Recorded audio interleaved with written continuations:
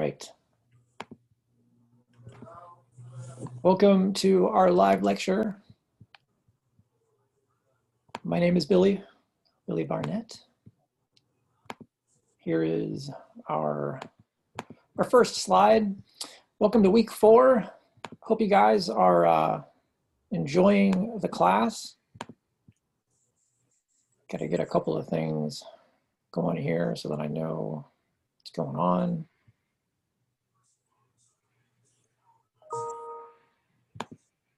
There we go.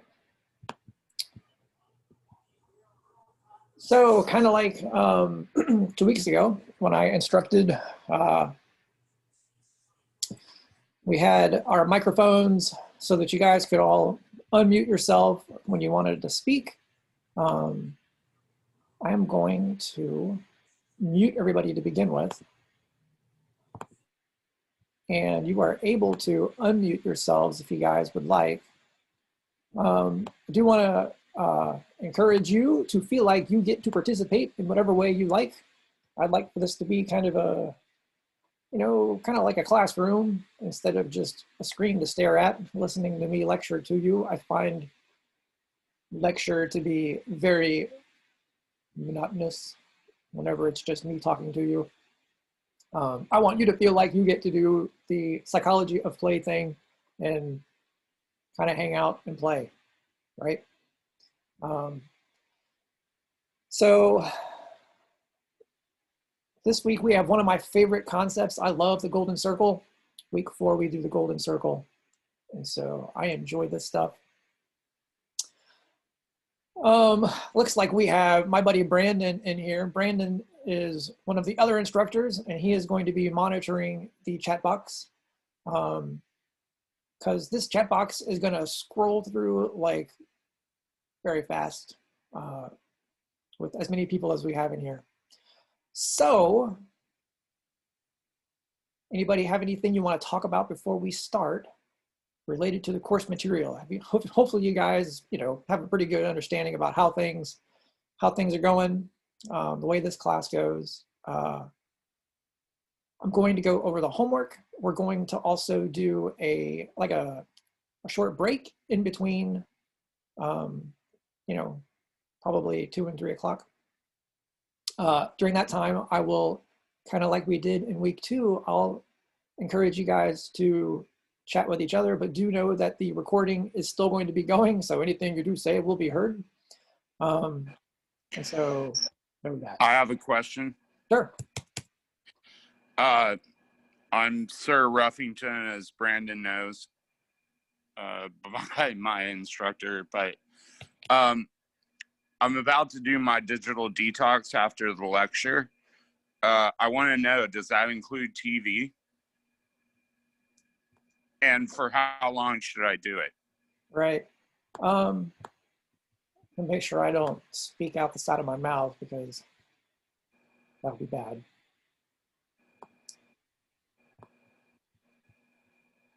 Just so you guys remember, when you go into the directions for the discussion board, if you click on the orange here, it'll take you into the infographic. And so here's part of our stuff for Quest 1, which is the digital detox. And it kind of gives you the rundown of how to do one, right? Before I tell you, you can or can't do TV, we want to make sure we take a look.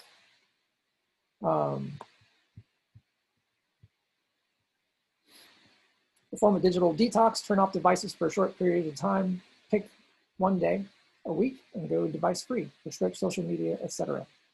Create a newsletter, newscast, or radio commercial sharing your experience, explaining the benefits, and encouraging others to do the same.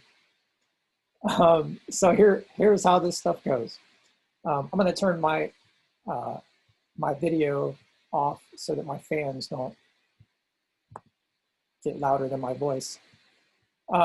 So here are Billy's rules for how to do these quests.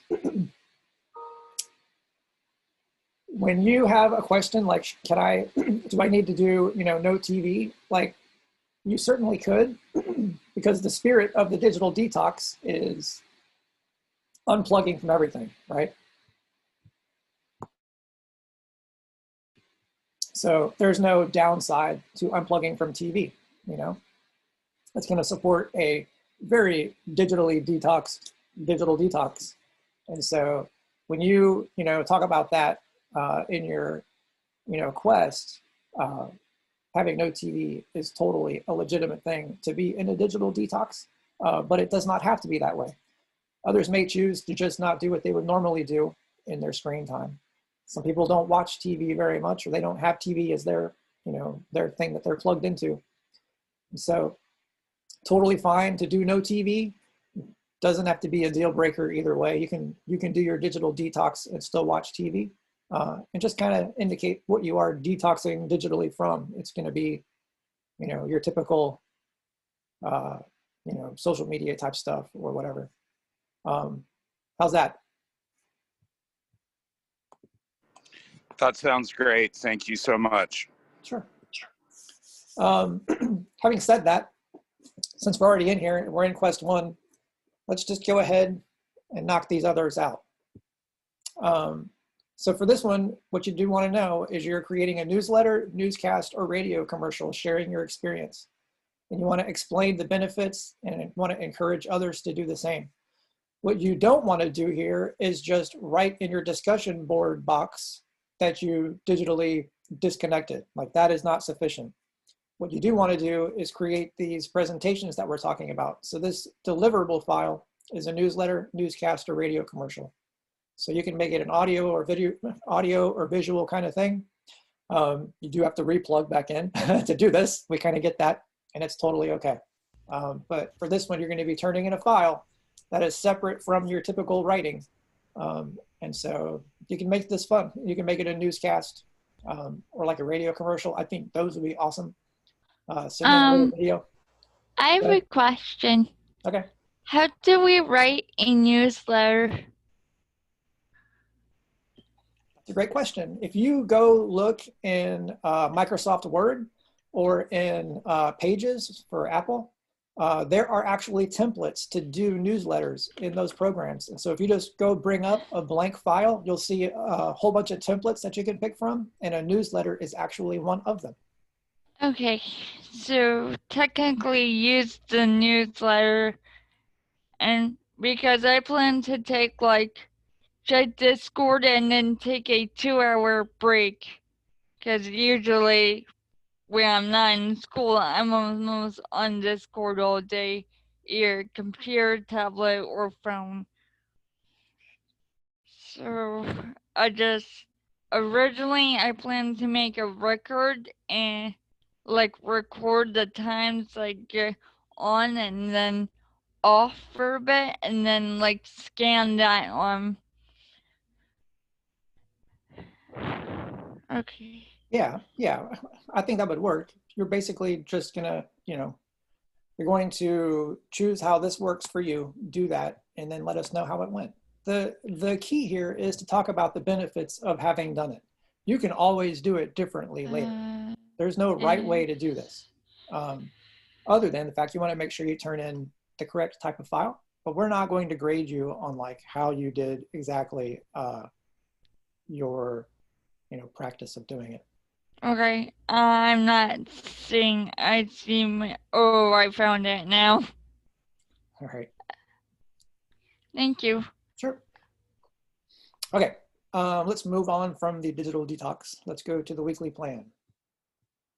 I'm sure you guys are familiar with this. If you have already done this, you want to make sure you turn in a different file this week if you have already done one. I have had a couple of students turn in the exact same file, and so that would be bad. We want to have this be something that you would do. You want to go change the activities that you're doing. The idea here is to identify things differently every week.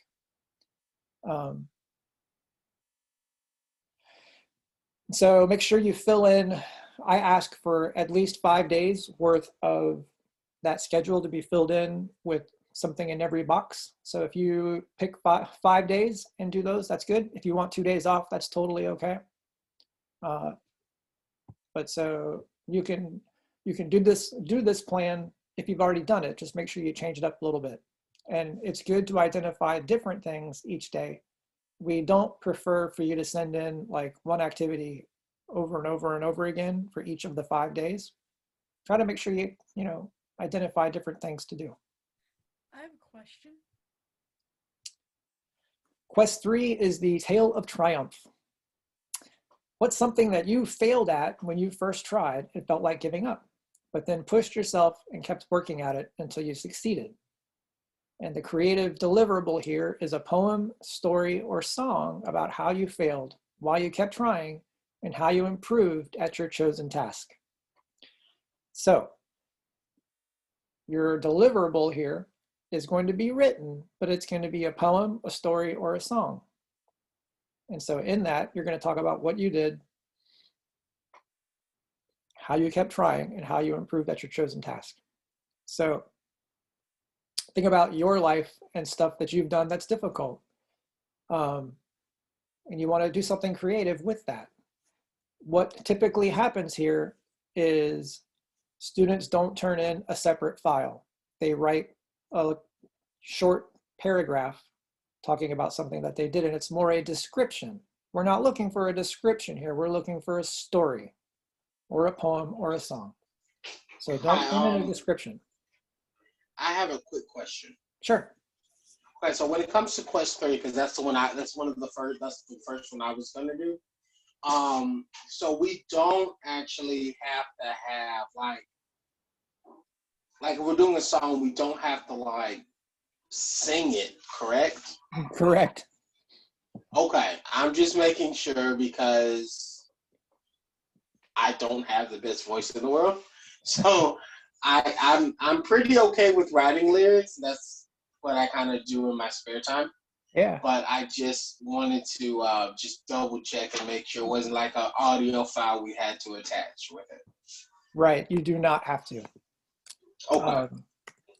And so Jose says, can we sing it if we want to? Yes, you can.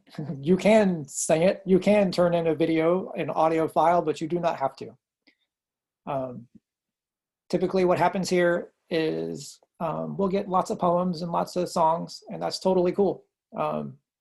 You do not have to perform it, but we enjoy it when you do.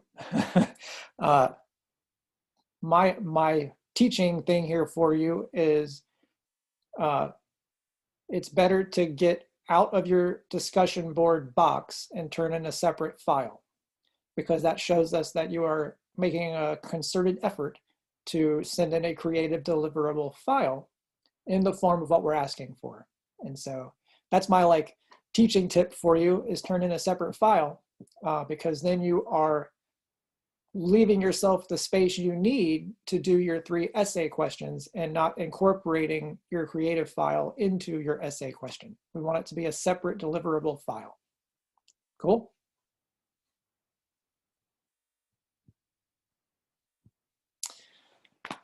All right. Quest 4 is mindfulness scavenger hunt.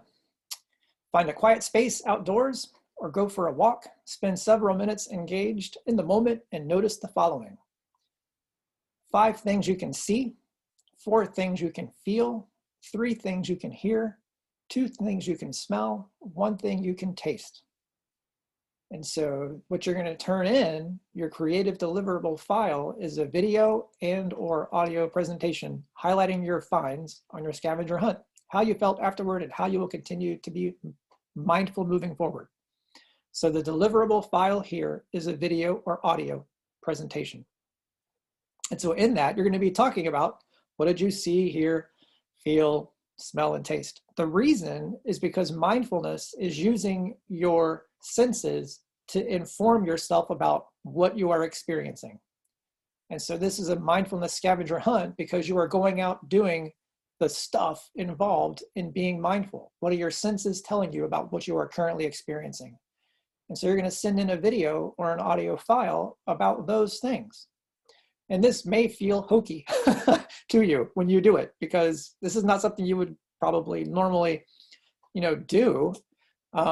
But the purpose here is for you to experience mindfulness by going through each of your senses and documenting what are your senses getting.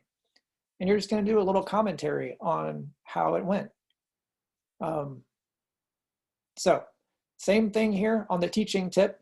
Make sure you're turning in a separate file. Don't put it inside the answers to your essay questions. And if it's a video or audio presentation, that's what we're looking for. And those are going to be the best. And so you're going to talk about those 5 things and how you're going to continue to do mindfulness in your life. Cool. So the last one, quest 5, is the golden circle. And I'm going to actually, I'm going to kind of help you guys out during our lecture for this. Take an opportunity to develop your own why statement along with your unique how and what statements from the golden circle material. And so the creative deliverable here is draw a digital or hand-drawn golden circle to showcase your why, how, and what. First, explain why you do what you do, then how you do it, and finally, what it is that you do. And I'm going to help you guys come up with your why statement. I'm going to help you do the why, how, and the what. And if you choose to go do the golden circle thing, you can plug all those things in that you come up with me today into your golden circle digital asset. Cool. So this one is a hand-drawn or digital file where you're going to do a golden circle. And a real quick way to see what it is in your reading. Simon Sinek, he does this for you. He draws the circles and puts in the content. All right. Okay. How are we doing on the quests so far with my explanation? Hopefully that is decent explanation for you. I'm going to give you a couple more things to think about. Cool. So, kind of like for the other weeks, I have noticed a significant improvement in my students' grades between week 3 and the previous weeks. My week 3 files and assignments are way better. So that is an indicator to me that you guys are reading your feedback. I do want to encourage you to make sure you read your feedback because we make sure that you guys know what it is you're doing. And so if you notice that your grade is not 100, you will have a good explanation as to why and what needs to be done to fix it. So here are the things you want to know about. You want to write a full paragraph for each of the questions, questions 2, 3, and 4. Question 2, which 2 quests did you choose? And describe each experience.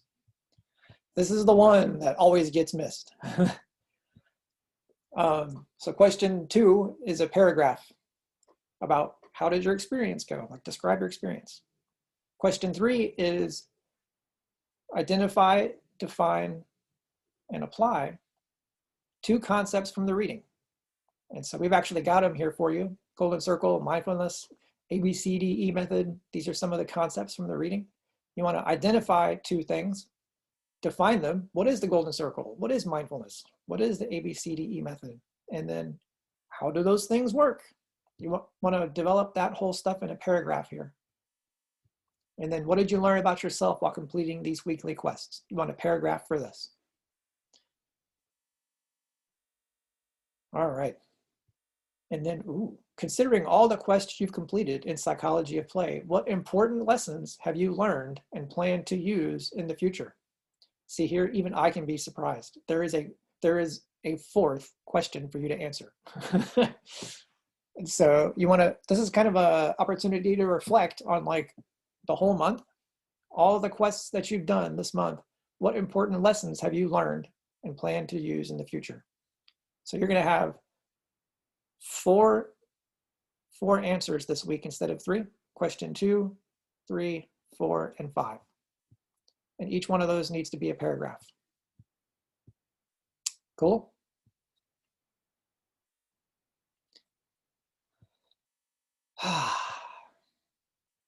All right. Response posts. How long are those supposed to be?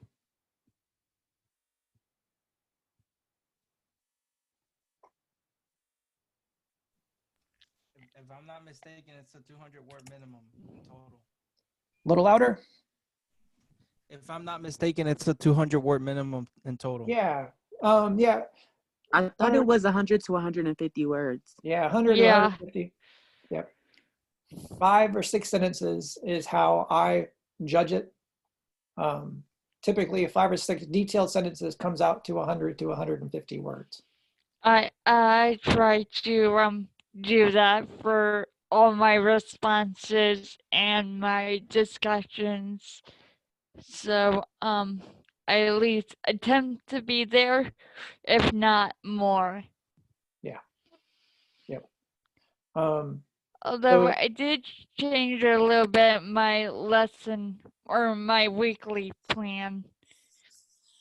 yeah, cool. So response posts need to be 5 or 6 sentences. You need at least 2 of them. And then if you are on time for your initial post on Thursday, you need 2 of these responses. If you miss your Thursday initial post, if you do your initial post between Friday and Sunday, write an extra response post and you can earn back the 10 points that you would have lost. So if you make your initial post after Thursday, you need 3 response posts for full credit. If you only do 2, you can get up to a 90%. But if you do 3, you can earn up to 100. Alrighty. So that is the discussion board and the quests for week 4. Cool. Okay, where are we at? Do you have any questions before we get into the slides?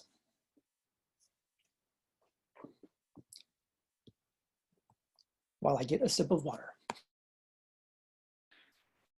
I think I'm good with all the questions because I wanted to double check for my main one because I got my reading done. Mostly all I have left is the discussion board and the replies to do. So you kind of answered my question. Cool. I did like all the reading yesterday, and then I don't go to the Wednesday thing because I have tutoring, so I just mark it as done. Yeah, that's fine. You don't have to go to the open office hours. Yeah. They're there So for you. yeah, I'm just gonna stick around even though my questions and the assignment has been explained. I'm gonna stick through this until maybe 2:30. I don't know. Yeah, that's fine. Okay, so I've got a question. Sure, okay. Sorry. So if I'm detoxing and I'm going to take the walk and you want a video from it, am I going to have to take 2 walks tomorrow so I can like turn my video back on my phone or my iPad back on and just show y'all what I'm really doing when I'm walking around town? Well, if you're doing the digital detox as your first thing, you're going to have, one day where you're unplugging. Right. And is that going to be a whole 24 hours or is it just 8 hours or is it whatever I decide? Whatever you decide. Okay. Yeah. Yeah, don't back yourself into a corner on these things where you don't have the time to make it work for you. The whole goal here is for you to be able to tailor an experience to work for you. And so make sure that that's your guiding principle here. Okay, well, that's for me to have time to do my, continue on to my creative workstation and everything like that. So, yes, thank you. Yeah. All right. So today we're going to do the golden circle. We're going to talk about different types of stress. We're going to do the ABCDE method, and we're going to talk about mindfulness. And then I'm going to try to squeeze in a little thing on empathy if we can. There's me and my family. You saw this stuff 2 weeks ago, so I won't spend our time going through my introduction too much. You can refer back to week 2 if you need one. So I just want to key up this conversation to begin with. Why is self-help and motivational speaking, have you noticed that those are popular? And if so, what are your thoughts on it? Why do you think self-help, motivational speaking is such a big deal for our country or for our culture? Honestly, I did not know that. I'm still trying. Even after 6 years, and I'm happy I'm in this class, I'm still trying to do the self-help. I'm trying to do as much as I can. I mean, I'm slowly starting to do it because I draw different versions of myself, so I'm at a good start. But I know that if I'm like this, I don't think I can be with my girlfriend in the future. So I'm trying to make myself better, but I believe it is important. Hang on, I lost my train of thought, you guys. I'm sorry. That's okay. It's important because people need to be comfortable about who they are. And I know in today's world, there are people yelling at others saying they have to be, yeah, because, yeah, so like me and my girlfriend, we've both been through bullies most of our life, lack of leadership. Yeah, probably. So basically, we started out drawing different versions of ourselves and our favorite video game characters with us.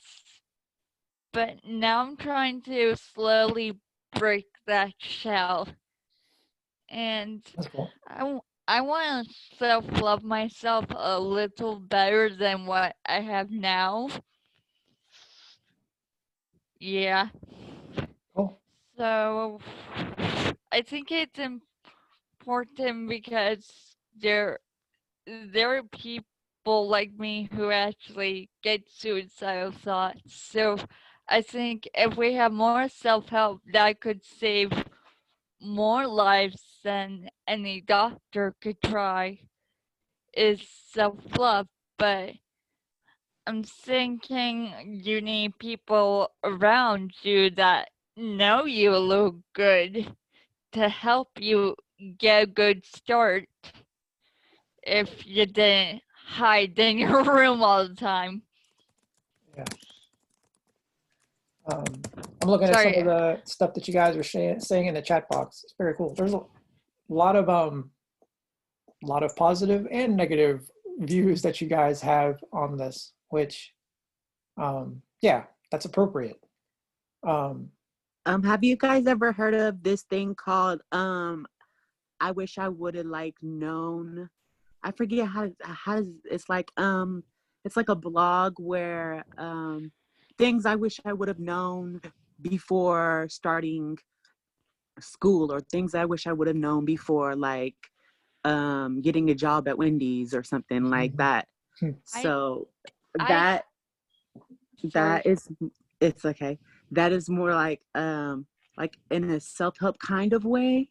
Like sometimes you get into things that you don't know about, and people know about it, and people have done it or been done that, or that's an old chapter in their life. Then they can like put out self-help stuff and YouTube videos that we watch about how to do this or how to do that, so that you can learn on your own and you can teach yourself. Nice. I never heard that before. I wish I knew that blog existed. That could have helped me a lot too. the direction that I want to take this in is that people along the lines of what you guys are talking about have a tendency to view their life as a story. And so a lot of that story involves, where's my inspiration? And how can I tap into that? And how can I grow my strengths? And so remember back to week 2 with positive psychology, a lot of that positive psychology stuff was about what are our strengths? And as we identify those strengths, we can focus on those and then grow and develop those things. And so self-help type stuff is very focused on that as well. And it is very much focused on, you know, making yourself sort of the hero of your adventure and going on this quest. And so where you are on that quest is typically how self-help stuff is marketed to us. And it's very positive, and it's very similar to our positive psychology stuff. So here's what I want to do. Go grab something to write on, open up a new document, get a piece of paper, grab something to write with, and we're going to go do our golden circle stuff. I'm going to help you guys do this golden circle thing. And so if you choose to do that quest, you'll have that first part done for you or with this experience. So what we're going to do is we're going to write down 1, 2, and 3, and we're going to leave number 1 blank. And we're going to do this backwards. We're going to start on number 3. And so grab something to write on, get yourself ready. You're going to be thinking just for a second. And the first thing we're going to talk about or think about for your thing to write on is, what is your life currently focused on? And you do want to write this down so that you've got it, because it's kind of an intentional thing. So what is your life currently focused on? I can just kind of assume that most of you are focused on school because here we are, right? For me, my life is focused on teaching at Full Sail, right? And so this is what my life is currently focused on. There are other things too. My life is also focused on my family. My life is focused on being a therapist. So think about your life. What is your life currently focused on right now? There's no wrong answer here. There's just your answer. And you can always adjust this as you go. Okay? So think about that just for a minute. And then for number 2, what you're going to write down is, how do you do the things? You know, what are the things that go into what your life is currently focused on? Like for me, I am like in my daily life as a teacher, I'm grading assignments. I'm answering my students' email questions. I am, you know, coming up with new presentations to work on, new slides. I'm going to meetings, stuff like that. At home, I'm playing with my kids, constantly washing dishes. You know, I'm cleaning the house. These are going to be activities.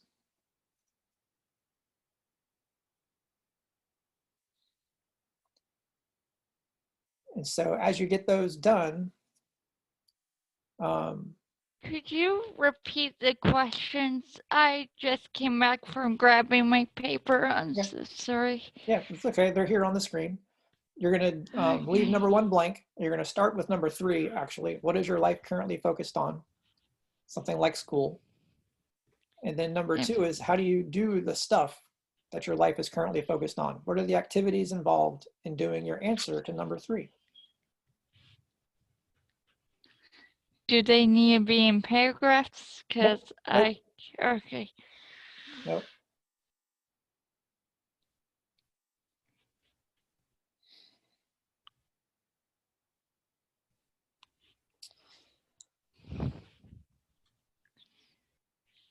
All right.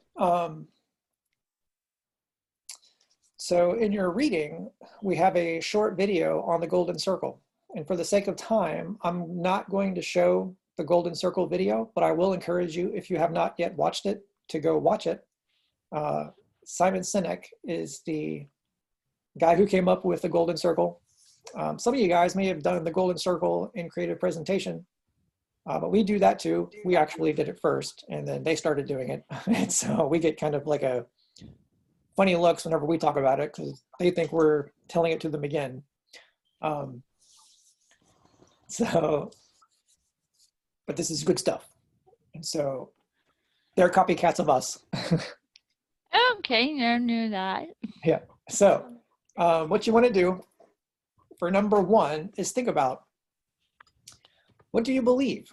What do you believe about your current activity, about yourself, or about others? And you want to tailor it to how you view yourself, your work, or how you believe the world will be better off because of your work. So the interesting thing about the golden circle is it's a belief statement. And the interesting thing about this is like the area of belief is typically not something that we all flesh out in our conversation life, you know? When you go to Thanksgiving, people don't normally talk about politics and religion, right? But Right. like, this is a belief statement. But in the example of Apple, Apple is able to do belief language without it being provocative or without it being inappropriate, but it is a belief statement. And so with the golden circle, we get into this belief statement as our first thing because it's the thing that people have. Brandon, I care, is that too simple? No. People have been able to do this most abstract part first. And so nobody has to figure out what is Apple's core motivation for the stuff they do. And so think about, what do you believe about your number 2 and your number 3? So I'm going to show you guys what I have for mine. So here's what your golden circle quest is going to look like. You're going to just basically draw 3 circles, and in the middle is why, in the middle is how, and the outside is what. Okay, now that's starting to be familiar. Cool. So here's what I have for my So, golden circle stuff. I believe everyone has a story of significance to tell. That's my why statement. And so how is I serve people through helping them connect their strengths and value through their personal stories. And so what I do is I teach psychology at Full Sail, I counsel families and children, and I photograph families. So like everything that I do in all of my how and what stems from my belief that everybody has a story of significance to tell. And so if I'm doing photography, I'm helping people through photography tell their story. And it's, hey, this story is really important, so it's going to be awesome by the time I'm finished with it. When I do counseling with families, my job is to help them tell their stories, because a lot of the part of healing from past stuff, the process of telling our stories is what helps us process through our stress or through our injuries about those stories. And then as I do psychology of play stuff at Full Sail, you guys send me messages and questions, and the stories that you guys tell me matter. Every time I get a request from a student, there's a story behind it. You know, I couldn't get my work done because something happened, and there's a story behind that. And so that is okay for me to work through with that student, because I know that their stories matter, because my motivation comes from helping them tell their stories. Does that make sense?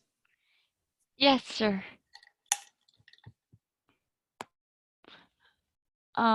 So like draw 3 circles, one inside the other. Yeah, by the time you Okay, when hang you on. if you choose to do this for your quest, you can put these into those circles and make it I'm just doing this with you. cool. try to keep up with class.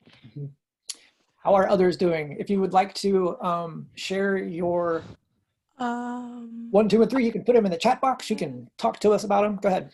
Can I go ahead and ask a question? Sure. Okay, so is it okay if it's something that's a little more broad, like just if we said perhaps art in general, because that's really what we are focused on? Mhm. Does it have to be something like physically measurable, like teaching like classes, or can it just be art? Right. I don't know. I'm trying to determine that. So your art is going to be your what, probably? Yeah, yeah, probably. And so the some of the things you could do are like, what do you do in your art? Okay. And so Yeah. like in your, like, what kind of art do you like to do? I don't really have one form that I necessarily like to do. I do just sculpting, I animate, I do stuff that is less visual, I do music sometimes, just in general.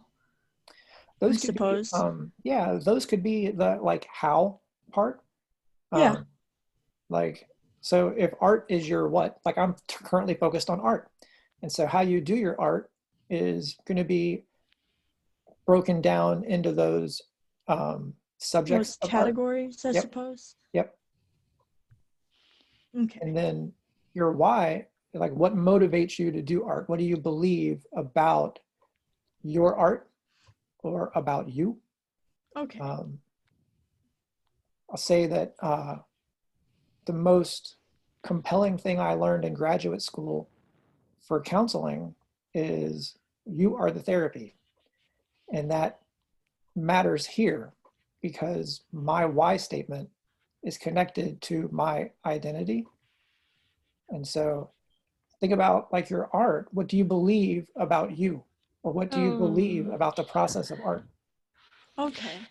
Or Okay. why is your art going to be helpful to people? Yeah, yeah, I see that now. Cool. I would say maybe it's to make an emotional impact. There you go. Yeah, usually. Somewhat I'm trying to keep up with my circle, but I don't know what goes where in the circle. But it has the circles made, so that's something. Okay. Yeah. Billy, I have a question. Is that Sam? This is Brandon. Brandon? Okay, go ahead. Yeah, or Brandon, our instructor for my class, knows me as Sir Ruffington, and if he's listening, Okay. he asked, "Why do I care?" And Yeah. it was just going to be too long of a text. The reason I care, I was brought up with two great parents that really gave me a whole lot. And as I got older, I had depression. I really fought everyone. And then I got really egotistical during my rock and roll days when I was a front man. And now, you know, I'm dealing with several friends that are just going through hell on a daily basis, and it bothers me. I have one friend that was in remission with cancer, and now he's back in the hospital. I don't know if he's going to survive, and all I can do is send him great thoughts. Sure. And that's one of the, I think, the biggest gifts that I can give to the world is my positivity, because I want to treat people like with such love, but there are so many bad people out there, the bullies, everything. So you just got to send them love. There's no other way around it. And that's why I think I care. So if Brandon heard that, great. That's cool. Honestly, I kind of went through emotional hell myself, and last thing I heard, my grandfather is in the hospital, and my cat is suffering a thyroid. So, and then I'm just trying to be a helpful, caring person for those around me, people I care about having a rough day, but I just don't know how to help much. Yeah. So I don't know how much help I am to others, even though I try. Sorry, I just got connected with Brandon. So Yeah. yeah. So I see some of you guys are sharing some stuff in the chat box. Let's see. I think someone needs to make a therapy Discord if we're gonna keep doing this. Not it. Not it. Maxwell, I see you doing that there. Your camera's on, man. That was funny. Oh, right, we aren't. Well, if we invite Mr. Brennan in, then maybe. Okay. I got house therapy, so. Can I say something? Oh. Sure, go ahead. I know this one's closed off, so I can't really say anything about like being able to join the one I'm specifically talking about, but I am on a Discord where it's just kind of a bunch of people kind of around the same age, and it's an emotional support Discord where we can just kind of scream out into the void, and you don't necessarily expect an answer, but it's something other than being alone, dealing with it yourself.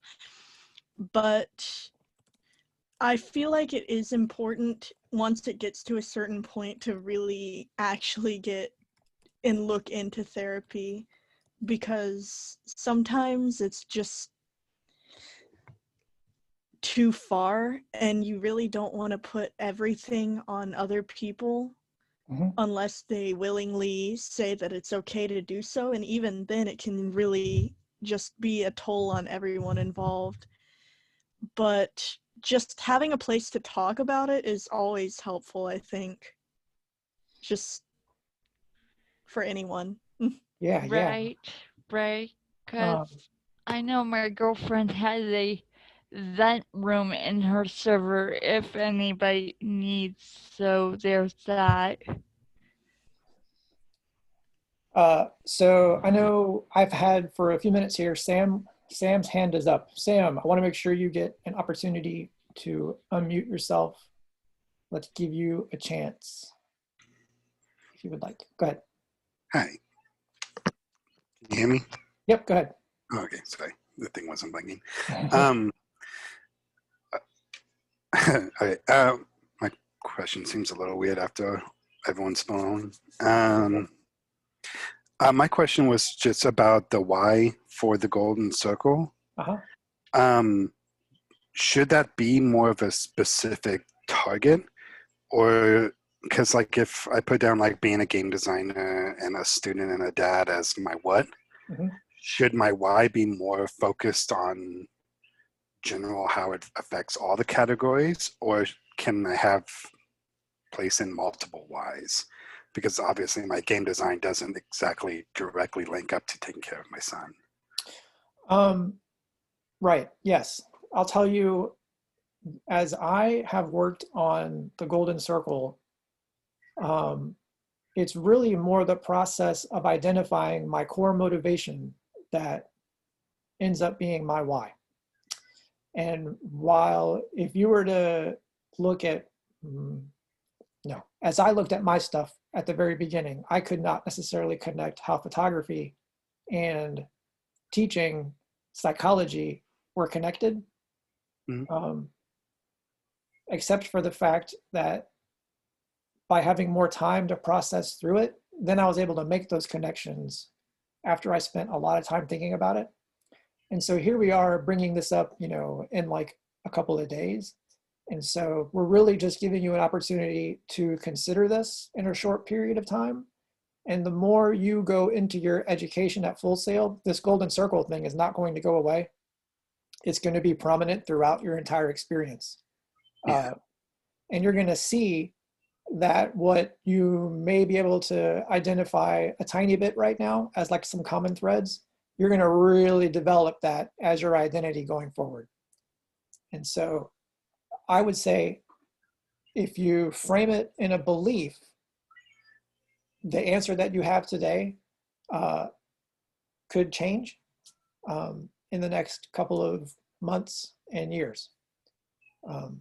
So there's not like a wrong way necessarily to do it, because as you continue, it's going to develop and it's going to become your guiding philosophy. For the purpose of the class, it's a belief statement. And that's really the big takeaway, is it's a belief statement and there's not a wrong answer, because it's a process. How's that? Kind of a cop-out answer? No, it's great. That makes sense. Okay. Thank you very much. Cool. So, all right. So here's the real result, is that as you consider the golden circle stuff, you'll see there's more content that Simon Sinek talks about. And what he does is he fleshes it out into inspiration. And so if people know what you believe, they're more likely to want to work for you, to do business with you, and be loyal to you, because they're going to see what inspires you, and they're going to know that you are being transparent with your inspiration. And so there's going to be a connection that comes about each time you are transparent with somebody about your core motivation. And so that's what Apple does, and that's why this stuff works really well. So here we go. This is kind of the end of the golden circle stuff. I want to make sure that you are able to do your why, how, and what, and that you are able to transfer that over into that quest if you would like to do it. And so now we are almost at an hour. I think what I want to do is set up this one thing here, and then we will take a break. We're going to go quickly through the ABCDE method. Somebody give me an example of a bad day. What's a bad day or a bad event that could ruin your day? Think like flat tires, spilled milk, car wreck. There you go. Good job, Priscilla. Someone telling you that you're worthless. that is Had that. horrible. I had that. Yeah. And then losing your friend as they're telling you you're a bad person to be with, even though you're not. Or just straight up leaving you. Anybody else relating to what I have? I think for the purpose of the ABCDE model, we're going to do getting into a car crash. Okay. Yeah, we're going to do car crash. So here's a question for you. Can you control your emotions? Most of the time, Okay. no. So I was on a magazine crew, and it's basically a pyramid scheme where you sell books and magazines door to door, state to state. And I was young and I was fresh out of high school, whatever, blah, blah. And so they teach you they don't teach you, but they kind of inadvertently teach you to like be a controller of your own emotions, because you don't want to go to knock on a door. And I'm gonna give you a true example of something that happened to me. One day I was in Florida and I knocked on a door to sell books and magazines, and well, I'm like mixed, and this guy came out on the porch with his gun and called me the N-word and said, "Get off of this porch." So that frazzled me. That's Like, terrible. I was like shook. Yeah. And so what you want to do is you don't want to go to the next door and then be shook. And then Yeah. they're like all weird because they're meeting you for the first time. And the energy you're giving off is like super awkward and like shook. So Yeah. you want to be able to control your emotions, to know that there is a variable that you can think of or make yourself feel, or a memory that you can think about, or something that will try to begin that process of changing how you feel. And so I believe that you can control your emotions with practice, but it is super hard to shake somebody putting a gun in your face. Oh my goodness. So many things. And what you just said. Yeah. I will tell you, I would love to spend about 45 minutes going through your example. Yeah. And in a smaller group, it could be helpful to go through it. That's terrible. So a large part of what I would think that you had to go through is a large amount of processing, you know, all of the details and all of the possibilities of what happened, probably a lot of thankfulness that nothing worse happened. Yeah. You just got to shake it off and keep pushing. And you just got to you got to want the sale more than you feel messed up. Right. Because Yeah. you're out there in the heat. Right. And going door to door to door to door. And it's like you're trying and people are turning you down and turning you down. You're just trying to keep your spirits up and be positive and try to make some sales or at least get some donations to buy yourself something to eat. And Yeah, so like, you've got a really big example of how this stuff works. And I want to do I want to do something that's trivial. Yours is not trivial. okay. Yours is significant and serious and traumatic. And so what I'm gonna do is I'm gonna go through and do a real cheap version of this for the purpose Okay. for the purpose of honoring the idea that take this idea and apply it to trauma and it still works. Okay. Okay. Mm-hmm. I was gonna say I had a good one. Okay. I think I have a good one, but it Right. happened last Okay. year, so I'm Hold on, gonna let hold on. him go. Hold on. We're going to do the car crash one because it's going to be simple. You guys, there are That's so scary. many of you, and well, go back to my why statement. Everybody has a significant story. Yeah, hello. There are so many things that you guys have gone through in your lives that are a really big deal. I don't want to take away from those. I do want to get through the content though, or else we will be here till 7 p.m. Okay. So here, we're going to go do car crash because it's simple. So we're going to think about a bad event. The car crash is going to be our bad event. We're going to talk about a belief. We're going to talk about a consequence. We're going to talk about a disputation and an energization. Okay. So what I want to do is show you just the process of how you can take one event that's negative and go through step by step to come up with a better perspective. Okay. And so the stories that you guys are telling are really big deal things. Those are so important. And I would sound like a jerk if I didn't sit here and listen to every one of them, but we don't have time to do that. And so I want to make sure that we are consistent with our time and that we give you guys the opportunity to learn this quick process, because you want to have this as something that you can use in your toolbox. So here we go. So there's two guys who talk about this.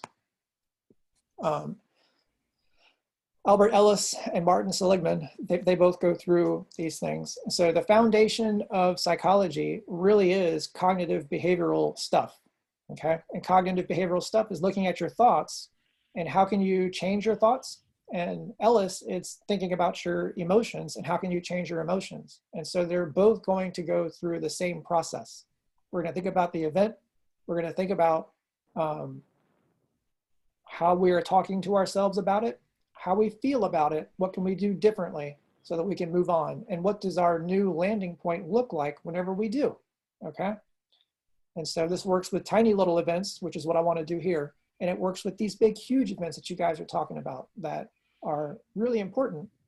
But I want you to see, we can go through these in a little thing. And then when you guys are hanging out, talking during the break, if you want to talk about those things, it is completely fine if you do. And so we're going to go through this. We're going to do adversity. We're going to do a belief. Next is consequence, disputation, and energization. And this is the model that's used to dispute negative thoughts. And the goal here is to build optimism and hope. So the negative event is adversity, okay? And so we're going to go in here and say, I got into a fender bender.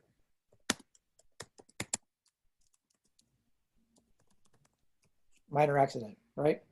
Mm-hmm. So what would I say to myself if I got into an accident?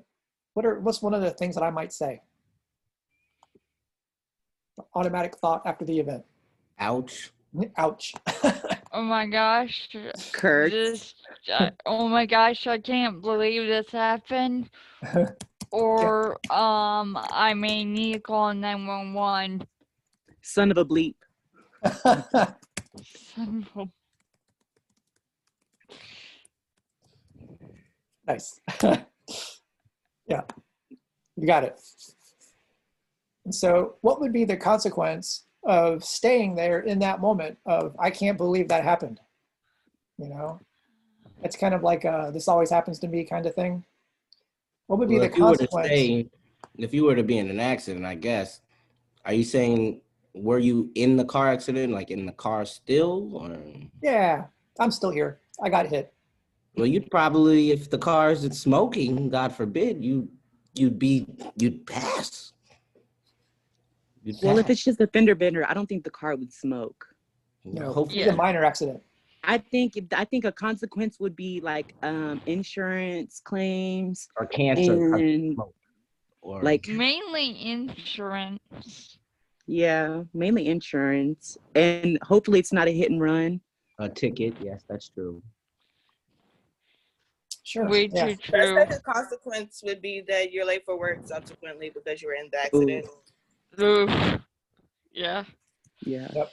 Or late to your family dinner party with an injury. Let's pretend I'm not hurt and that I'm going to be late for work and I'm late for my obligations. That's a good consequence.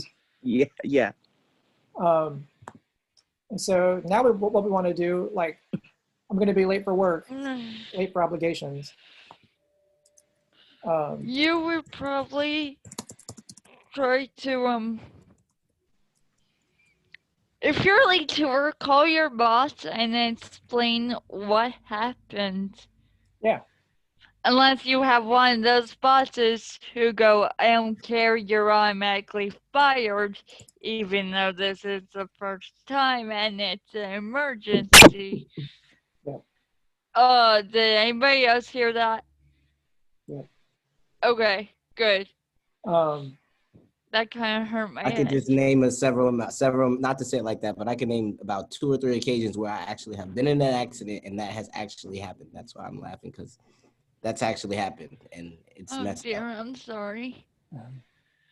So the disputation is when we're like disputing that belief, you know, that this is really horrible.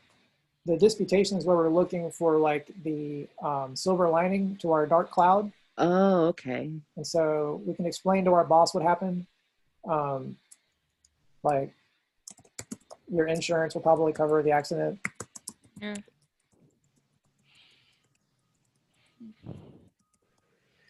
Something like that. And so this is the like the big deal part here, because you are taking all of this negative stuff and you're disputing all that negative stuff, looking for the better view forward. And so you're looking for what is that stuff that is positive that can help you turn the corner on all of this negative stuff. And so that's when you feel, thankful that you've been paying for insurance for the entire time you've owned a car. And you can explain to your boss, and maybe your boss is going to be, gracious to you because you got into an accident. And so the end of that is like, I can move forward, And so what does that sound like for a car accident, It's like, I can get a rental and get my car fixed. Or if you can't get your car fixed or get a rental, ride the bus or ride your bike if you have a bike. Yeah. So that's like, it's giving you exercise, so that's kind of healthy. Yeah. Exercise. Or you can get you can get a rental that's like way better than the car that you had. There you go. Or I know if I have a putt car and I get me a rental that's like a Camaro or Okay, I know that's right. Yeah, there you go. All right. Someone's agreeing with you. So this is the way the model goes. And so this is taking a bad event, which normally ends in a catastrophic result of thinking, right? It's like, Right. Man, this sucks. Son of a bleep. So often whenever negative things happen, we have a negative, grandiose response. And so this is designed to help us get through those negative responses in a process. And so all of our ways of doing cognitive therapy, or in Ellis's view, he has rational emotive therapy. These things are designed to help us plot a course through bad stuff. And so then you guys think about those really difficult, big life stories that you have. Sometimes those take like 20 or 30 versions of this, because each little thought that goes through your mind when one of these big stories happens is going to require you to go through this model over and over and over again. And so in those big life stories, you're going to process through all of the layers of meaning of those things. And so it takes going through a model like this, not just once, but 20 or 30 times. And so it's why we don't have time to go through really big, stories that you guys shared, not because they're not important, but because they are. And it would be horrible to try to do something so big here, because it would not be fair to you to do that. But this is the process of how we do the little layers of any life event. Cool. All right, let's take a break. Let's take like 5 minutes. I'm going to leave the recording on, so remember that what you guys talk about is out there for everybody to hear.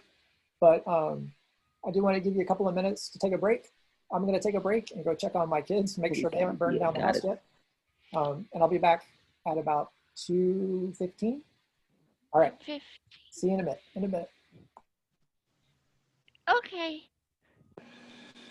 Hey guys.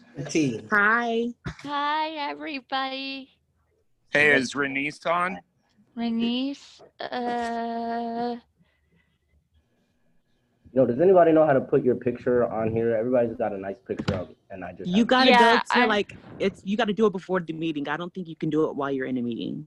You gotta go to your settings. I'm having trouble putting my picture on too, so don't worry. I had trouble at first, straight up. but then I just like started playing with the Zoom app while I'm not like in a meeting or whatever, trying to figure it out. Because that's usually how you figure out like technology anyway. You just play with it until you figure it out.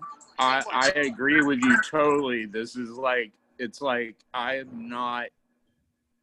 would rather play a record on vinyl than like deal with the iPad or the iPhone, but I'm learning. I'm still calling like tech support like almost every day. trying to figure all this out. I don't know if I'm willing to scratch some records of technology, but Okay. Oh, I ain't scratching my records. My records are scratched because I've already played them so much. oh well. Oh dear. So where y'all from? I'm am also. from. Oh, Oh, go ahead. you first. Well, I'm in Atlanta, Georgia right now, but I live in New York City. Oh, me too. New York in the building. I'm in the Hey, bar. ew. Okay. Nice. You know the We vibe. got This whole time, okay. but I'm also from Atlanta, Georgia. A Yeah. few Oh, people in. ATL. I'm from I- Texas. Hi. Yeah, Okay, Texas in the I'm- house. Yeah, I'm- Spring, I'm Texas, near totally Houston. Texas. Okay, we got a couple Texas. Oh, you're from Houston? Well, I'm from Spring. It's like a suburb of it. Jersey in Well, the no building. doubt. Yeah, I went to I'm the high from- school for performing arts in like around the Montrose area in downtown. Oh, nice. Yeah. Nice. I'm from Ohio. Oh. Anyone else in Ohio? I was supposed to go pick a dog up from Ohio one time. I have some friends from Ohio. Nice. I We know a got band. some. I know we got- a band called the Pretenders from Ooh. Ohio. Oh, yeah, heard I've of heard them. some of those. I tunes. never like heard it. of I've heard them. of them. I've heard of them. How come I need a hot dog out? I mean, well, It's not a most new people don't band. really know Because about I'm older than you. I'm Oh, older yeah. than you. I'm Really? 45. I've listened to Anybody them 'cause of like my him? I live in Las family. Vegas. I used to live in Summerlin. I Desiree, like. how old are you? I'm going to be 20 in the Saturday after next. Ooh, it's real Well, close. Happy happy early Yeah. birthday. Thank Happy you. early birthday. Yeah, Thank happy early you. birthday. Any plans?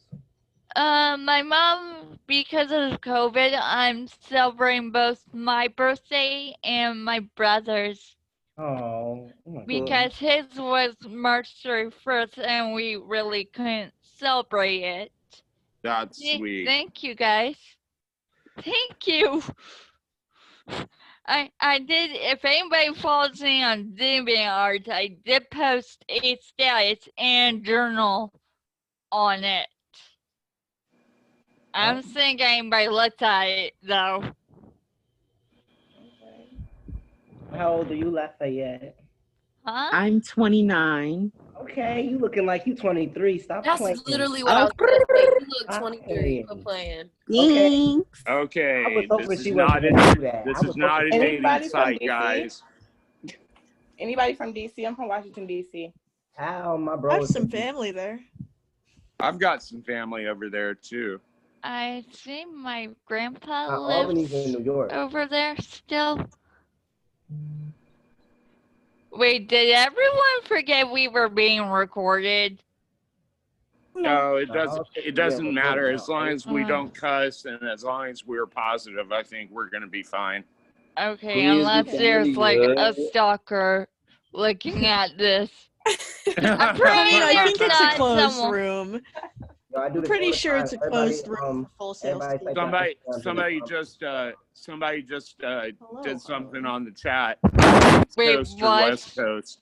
Wait, I'm what? Dogs. somebody just posted something about East Coast or West Coast.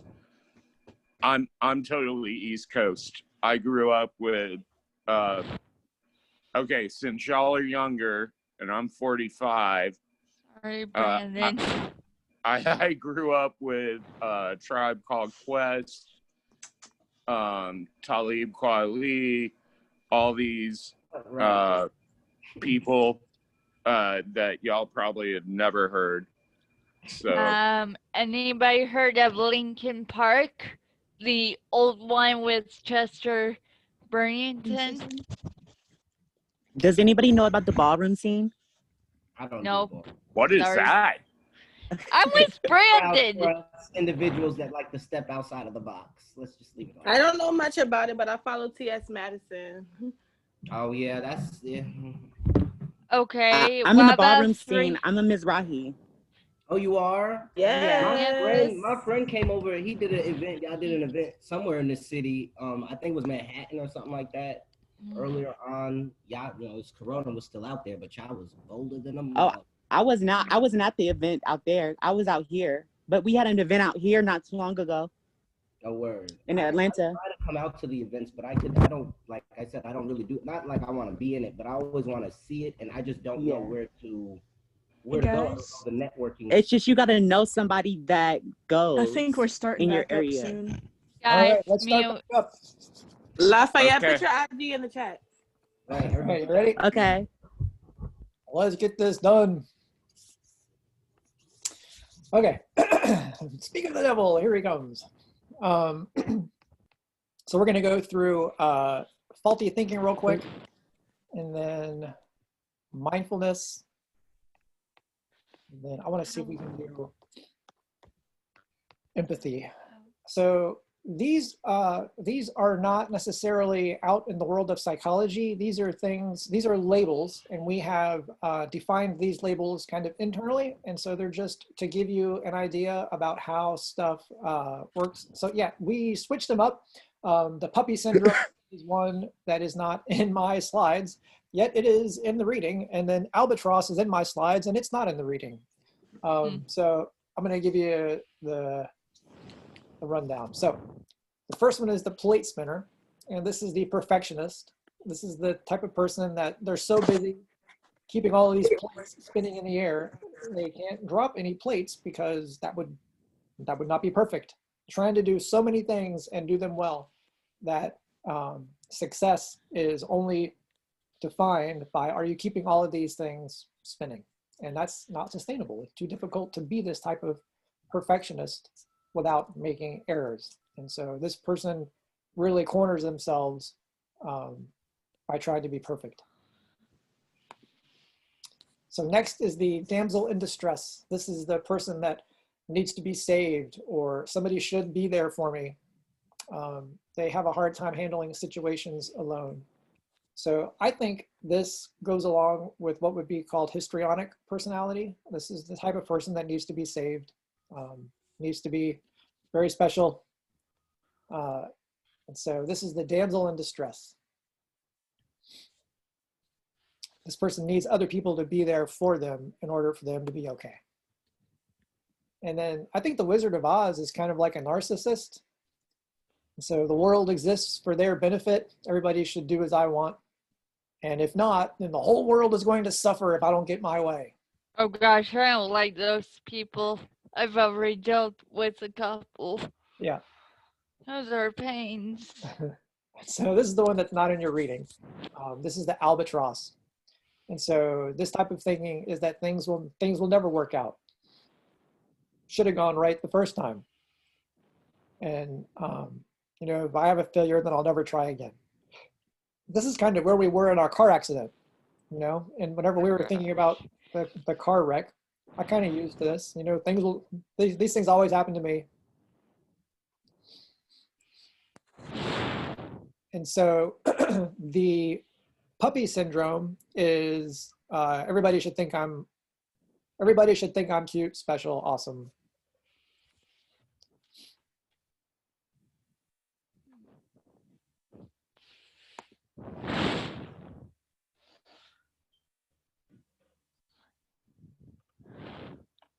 Every person they come in contact with must accept them, approve of them, like them, and love them. Oh gosh, So that's I the used to be that way. I'm so glad I'm not anymore. So everybody has a personality, and so everybody's going to fit some of these labels, you know, to one degree or another, and you'll see these things playing out in other people because they're stereotypical, you know, but because we all have, you know, unique qualities that make us human, we all tend to fall into some of these at some point. And so that's why they're labels. It is common, not necessarily because it's good, but because it's common to think of other people in ways that are familiar. And so these labels are part of that not very okay process. Right. And so the one dangerous thing is, you know, don't label yourself to the point where you're paralyzed, you know. Oh gosh. These labels should not be a final judgment or conclusion upon ourselves. So this is like the opposite of positive psychology. With positive psychology, we're trying to identify our strengths. with these, we're noticing that our self-talk can be toxic. And it can also be toxic to use it towards other people. So, Or people use your kind heart, turn that toxic and use it as a weapon against you. I had that. Yep. Pretty much I am my own enemy at this point. Yep.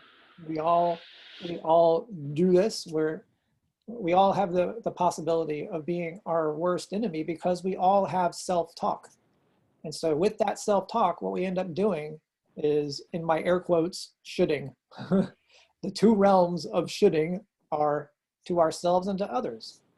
And then if we talk about ourselves this way, we're going to have future talk about ourselves, and it's going to lead to anxiety and stress. We're going to have past talk about ourselves, and it's going to be evidence of guilt and depression. And then if we use it towards others, we do it from the past and the future. And anger can be a result of it. Yeah. So there's a whole lot to this. We're really just kind of glancing the surface here on these things, but it's very valuable information if you choose to go off into that kind of study, because there's a lot of things in there that you can learn. Okay, we're gonna go through mindfulness. And so this is kind of like related to flow, and kind of, there are times when it's similar to, and there's times when it's the opposite of flow. And so I want to give you guys a video to watch.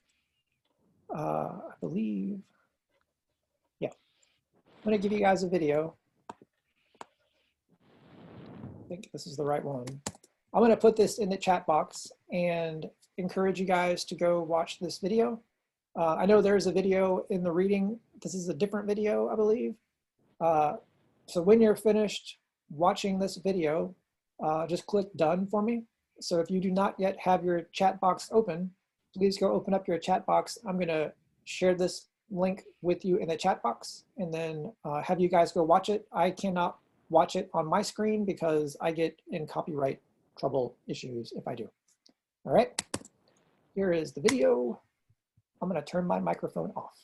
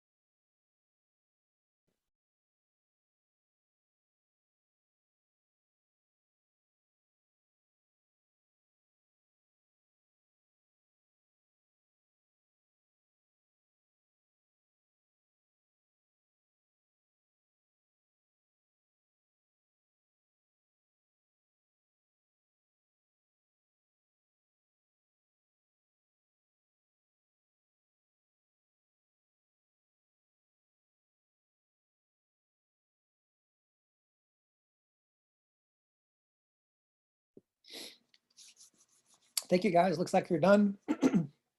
It's a cool video, right?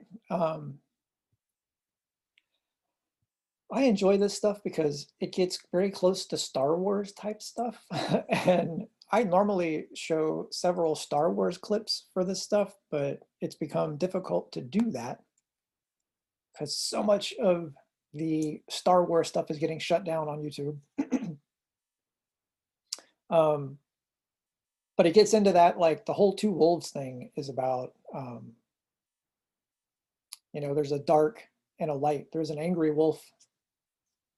And so it really gets into a lot of the same stuff. And that's because a lot of the template of Star Wars is tied into a lot of that storytelling about how mindfulness works. And so here, what we're doing is we are training our attention by using the ordinary senses and our perceptions. And so as you consider mindfulness, what you're going to be thinking about is when you, I'm going to give you the opposite example. When you do, I heard doom scrolling yesterday for the first time, and I think that's a great, it's a great term, because anytime you start looking through social media, it's like the world is ending and here's 9 reasons why. There is a horrible practice of getting away from what your emotion, from what your senses are telling you as soon as you pick up a device and start looking at it. Because yeah, you're still looking, you're still using your sense of sight, but like everything else is turned off. And so with mindfulness, it's what do you hear? What do you smell? What do you taste? Everything else that's going on in that moment is a clue to the fact that your life is way more than what is right in front of your eyeballs. And so Star Wars gets very abstract about that, you know? And some of that's just pretend, like you can't deflect blaster bolts with a lightsaber just because you become more mindful. Like that's not going to happen. I wish it would, but it won't.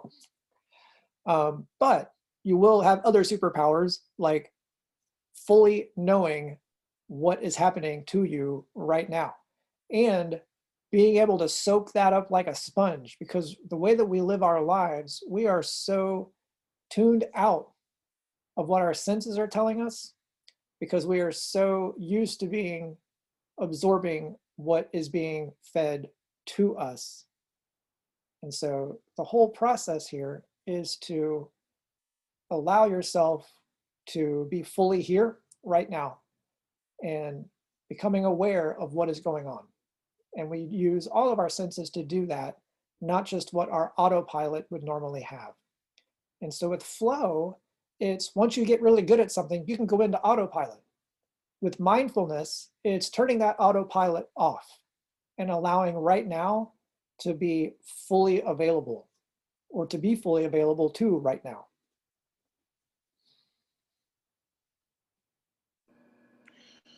So I have a question.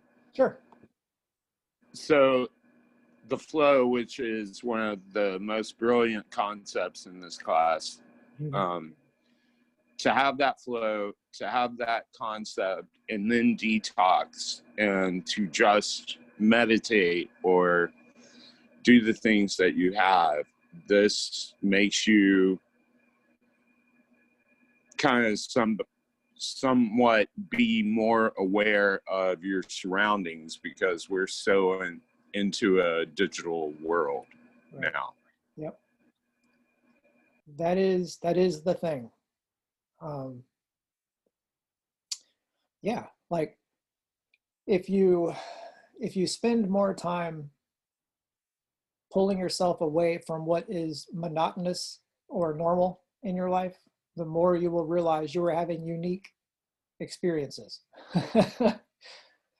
And so what happens is we get so accustomed to being on autopilot that we just assume that like that's where our life is supposed to be. And so we jump back into that same spot every day and it becomes a habit. And then we become uncomfortable when we're not there.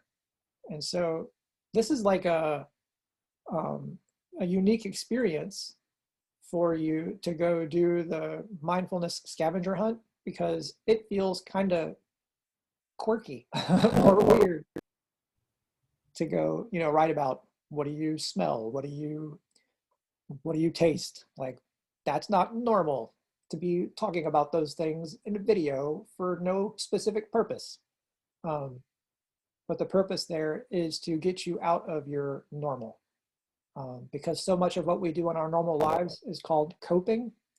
And being mindful is intentionally not trying to cope. Hey, Mr. Barnett, Go I ahead. have a quick question. Actually, two things real quick. The albatross, that was the puppy thing, right? From our reading, the albatross and the puppy thing were the same.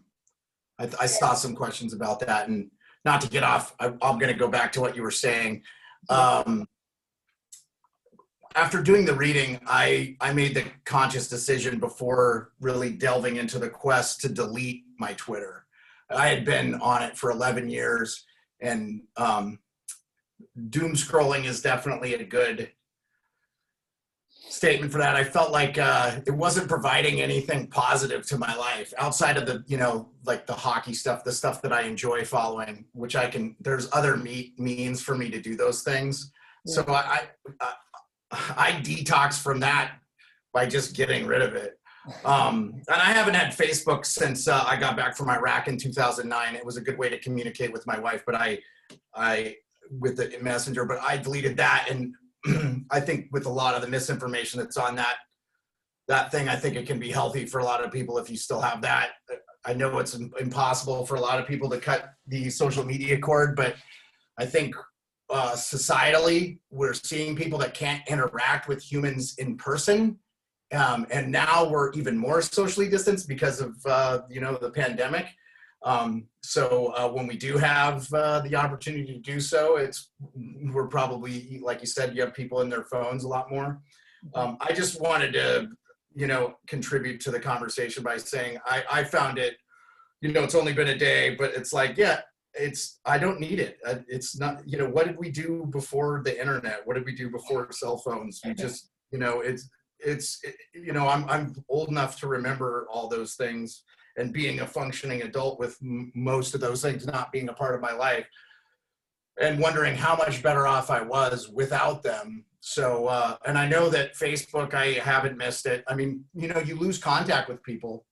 Yeah. People don't talk to me and they're like, oh, we haven't talked to you. Well, I said, well, this, that, or the other. Well, we're on Facebook. We do it on Facebook. I'm like that. Well, that's not really communicating, like pick up the phone. But yeah, I appreciate it. And then just to reiterate, the question was the reading that we had talked about the labels that you guys gave them, the plate spinner. You had albatross. Was that our equivalent to the puppy syndrome? It's actually a little different. Okay. I have to go find out why we switched it around a little bit. Okay. So I probably have an early set of slides, and yeah. I also didn't see the ABCDBE in the first. Was that in the second portion of the reading? I know there was some. Was that the activating event, the belief system? Because I saw you adversity, belief, consequence, disputation, Yeah, and energization. That wasn't. They use activating event, belief system, emotional consequence, dispute thinking, new effect. I missed that slide when you went to the example. So I had a question on that. It all works out the same way. And so we are constantly updating and changing around how the reading goes. And sometimes the slides don't reflect the exact same wording, but the concept is the same. And if you write it up in the way that it is in the slide, it's totally cool. And if you write it up in the way that it is in the reading, it's totally cool. They're interchangeable. In fact, between Ellis and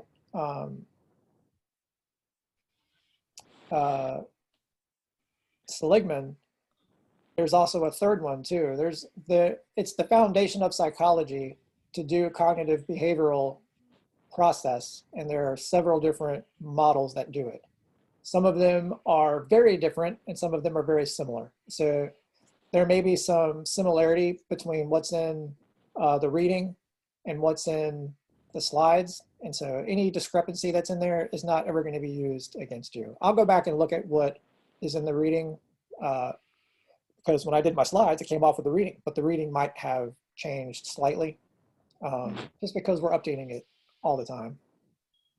Okay, and to add, I don't think it's the social media that became toxic. It's the people that uses it. Because, yeah, people are all, oh, if you don't do it my way, you don't even deserve to live. And that's kind of what. Yes, social media is a tool. We can learn to use it wisely because you can't, if someone blocks you for a day, you can't have your brother call them a mean name and tell them go kill themselves.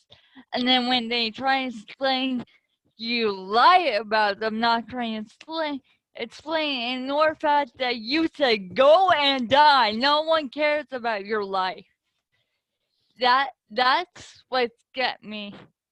Yeah, well, social media has changed. So first off, social media is very new as a media. And just in the very brief time that it has been around, it has changed more than anything probably has ever changed in the history of history. Right. The whole purpose of social media is to sell things to you. Not all social media, but most social media. And so if it's got a monetization department, its job is to sell things to you. And so I appreciate what's been said here because you guys are bringing up the idea that as this stuff changes, it loses its original value to you. And we all have the opportunity and the ability to turn that stuff off. And that does great things for our personal health because it allows us to reclaim that area of our life that has been disserviced.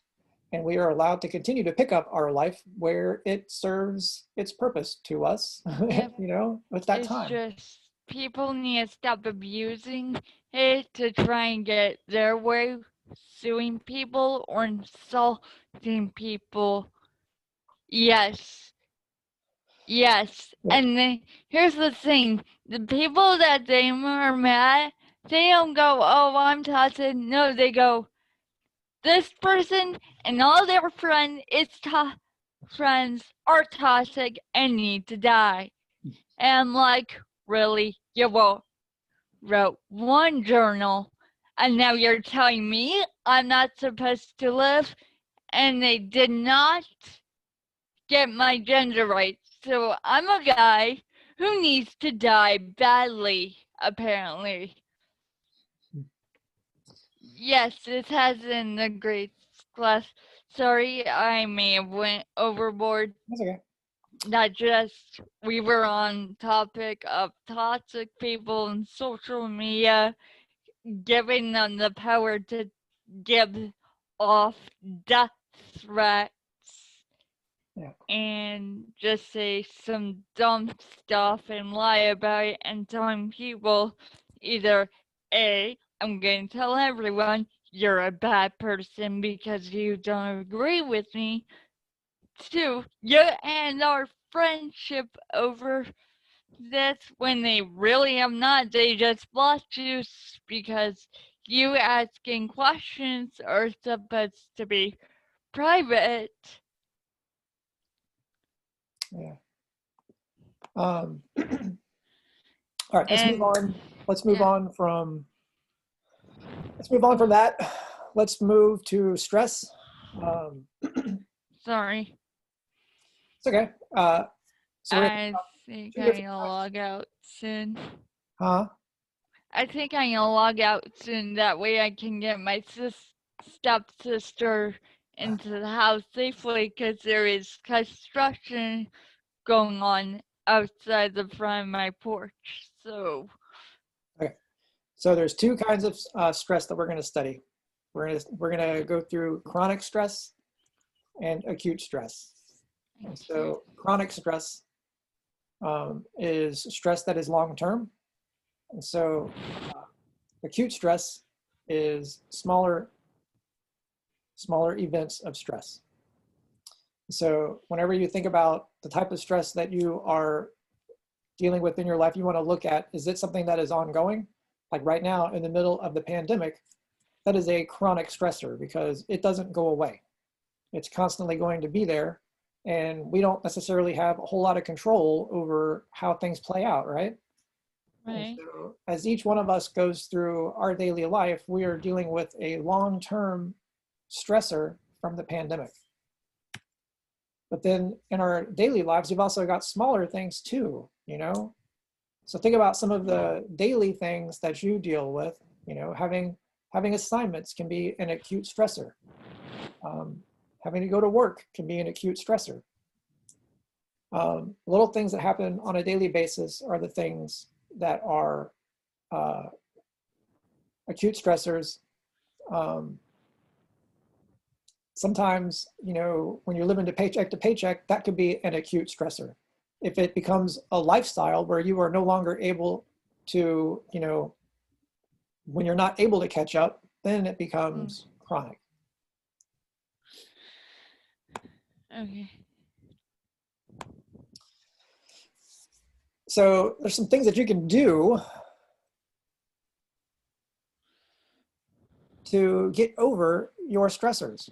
And some of the things that you can do are practicing mindfulness, exercise. Exercise is a really big deal. As you exercise, think about whenever we were doing stuff on week 2, we were talking about exercise in the brain. When you exercise, it causes your body to produce and use all of those chemicals that are required to help you overcome stress. And so not only is it helpful for learning, it's also helpful for dealing with stress. Something that I do every day is I go for a walk before I start my work routine because it helps me deal with any current life stress before I start on my day for school, because there's a different kind of stress that I deal with whenever I'm working on work stuff. So exercise is part of what I do to help deal with stress. Other thing is, it is very good to get enough sleep every day. When you don't get the amount of sleep that you need, it messes with your ability to manage your stress. Think about a lot of the positive psychology principles. Laughter is a really big deal. Having fun as part of your day is a great way to help deal with stress. You guys have already brought up a whole bunch of things that are good for disconnecting. Like, why should you disconnect? Think about how when you disconnect, as you look backwards, from when I look at the quests that are turned in for the mindfulness scavenger hunt and for the digital detox, whenever you guys do that disconnecting bit, you guys tend to tell me in the assignments how helpful it was for reducing stress. And then also, don't put off the stuff that you have to do in your life because that has your stress build up. And so these little acute stressors become a chronic long-term habit if you get in the habit of procrastinating. Cool? Cool. I have a question real quick. Sure. Do you have any tips on breaking out of procrastination? Because I kind of get frozen by stress about certain things, and then it just kind of compounds after you wait to do it, and then it's like, well, I still need to do it, but I procrastinated on it, so. Right. They renamed the fight or flight reaction to the fight, flight, or freeze reaction. And so you might be really identifying that freeze part of the, you know, stress response. So for me, I struggled in my undergraduate degree for years, and it was procrastination that was a large part of it. You know, I would say the tips are probably right here. Where in your life can you do some of these things? Where can you do mindfulness and exercise? Okay. For me, it was very much an identity thing. Putting things off became part of who I was. And so I had to really examine, who am I? And so it's a very personal thing to overcome your biggest obstacle. And so it would be very presumptuous of me to tell you, hey, just do this. Yeah, I have a question about the quest for disconnect. Okay. How, like, what's the minimum length that I have to disconnect? I don't think it says there is a minimum. I mean, I think it says how to do it, but let me go back and look. I saw that there was an 8-hour, a 24-hour question. I saw both of those were okay. Let's go back and look. Because if there's not really a minimum, I guess I could do it from right after this ends to when dinner starts for me, which is at 5. It does not tell you that you have to do it for a specific amount of time. And so I'm not going to tell you that it's got to be a full day. It says pick a day, but it doesn't say do the whole day. So the idea here is to come up with your experience about the benefits of it. And so, and from what I can already predict, I'm not gonna feel any benefits because of how active my brain is, and I basically need electronics to keep my brain active enough to keep me from being bored.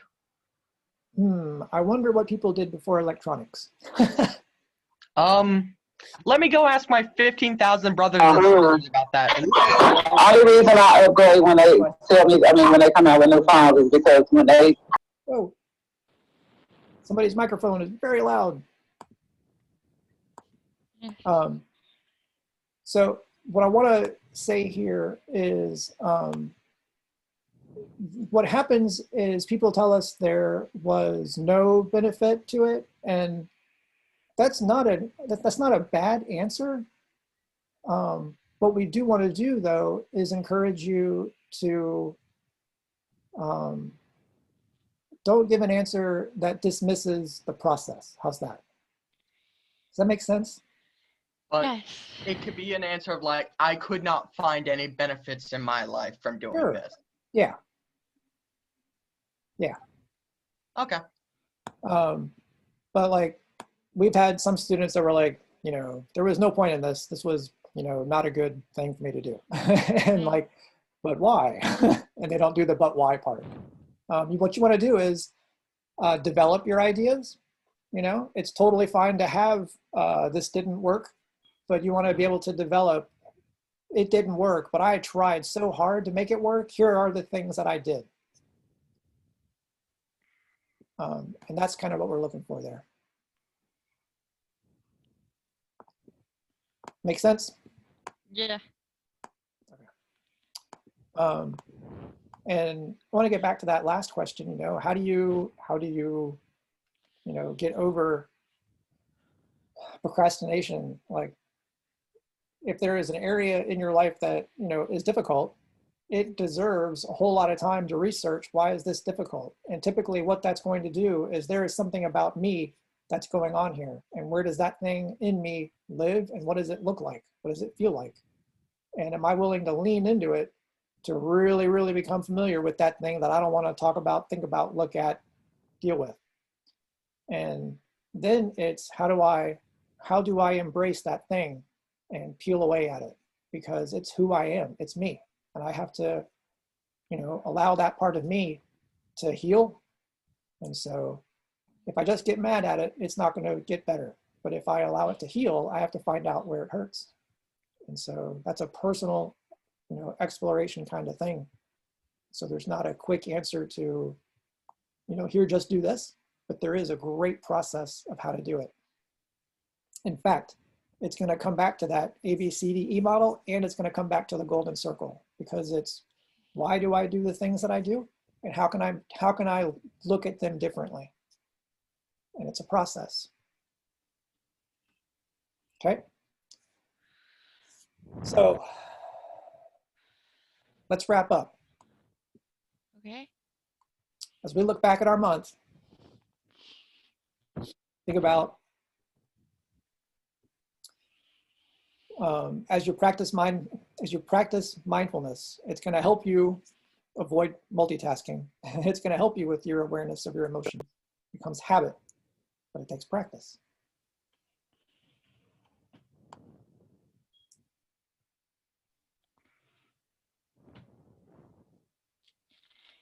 Yeah. I want to give you one last thing here really quickly. One last thing. Okay. All of the stuff that we do in this class, ironically, come from this idea of emotional intelligence.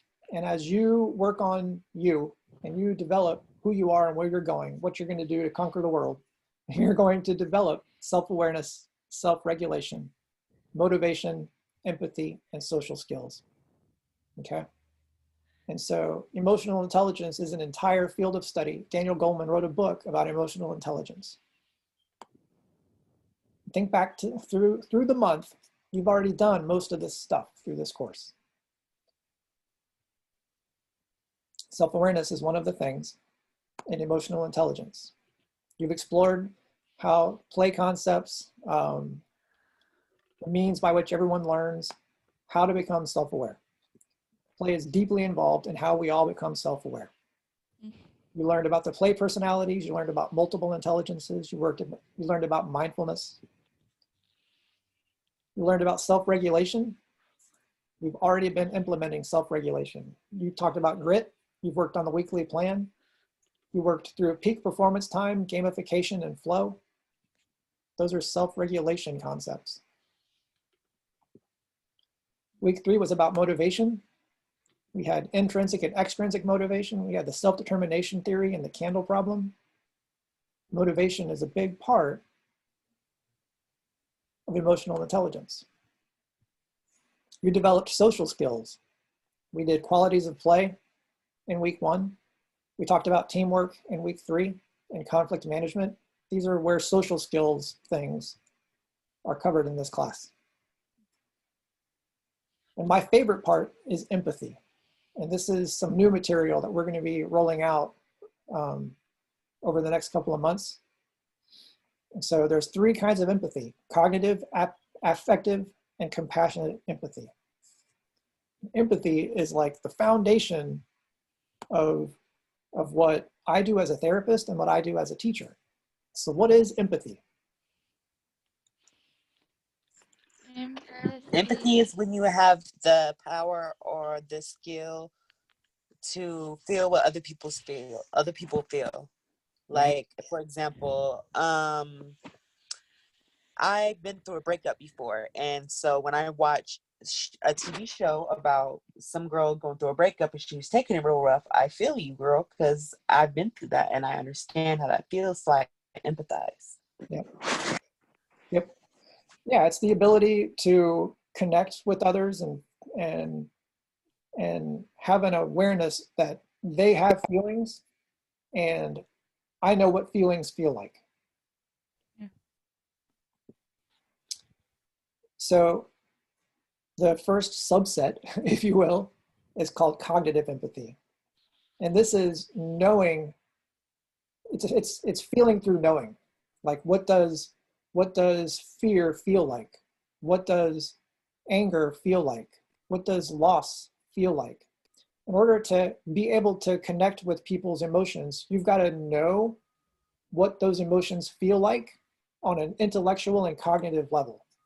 And so it's what do those emotions feel like generally, right?